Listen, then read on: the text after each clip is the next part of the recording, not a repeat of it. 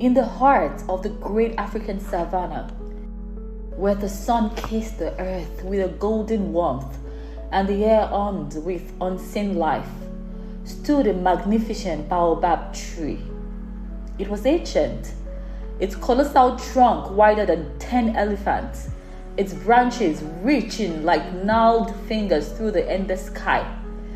The villagers called it the Tree of Whispers, for they believed it held the echoes of ancient wisdom. A young girl named Kemi, wise beyond her years, carried a quiet worry in her heart. The village children, caught up in their lively games, often overlooked her thoughtful nature. She felt a longing for understanding, a deep need for calm space. One evening, as the savannah softened into shades of lavender and orange, Kemi walked towards the baobab. She carried no toys, no food, only a gentle spirit. As she approached, the air around the trees seemed to grow still, filled with a subtle, rustling sound like 1,000 secrets being gently shared. She found a hollow in the giant trunk, smoothed by the countless seasons and settled inside. The rough bark felt cool against her back. Outside, the last rays of sun painted the sky and the first stars began to twinkle like scattered diamonds. As darkness truly settled, the savannah came alive with its night song. The crickets began their rhythmic chorus, a distant hyena called, and a soft warm wind rustled the baobab's sparse leaves. Kemi closed her eyes and listened. She heard the Kora, a gentle, cascading melody, flowing like a tranquil river over smooth tones. It spoke of ancient journeys, of vast open plains, and of a peace that settled deep in the heart.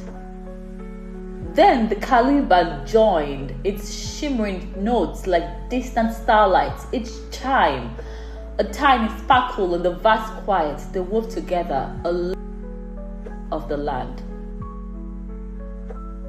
Kemi listened, and slowly the worries that clung to her heart began to loosen, like dry leaves falling from a branch. The whispers of the baobab were not words but feelings. They spoke of patience like the slow growth of the tree itself. They spoke of strength like its deep roots anchoring it through droughts and storms. They spoke of connection like the way every creature on the savannah found shelter beneath its shade. She imagined the tree roots spreading deep beneath the earth, connected to all living things. She felt her own breath slow, matching the gentle sway of the baobab's branches. The soft percussion like the patter of distant rain eased her into profound calm. The air filled with the scent of dry earth and night-blooming flowers. In that quiet space, Kemi understood. The whispers weren't just from the tree, they were from within herself. The baobab simply helped her listen. It taught her that true understanding comes not from loudness, but from stillness. It taught her that peace isn't found in being like others, but in embracing our own unique growth, just like every tree grows in its own magnificent way.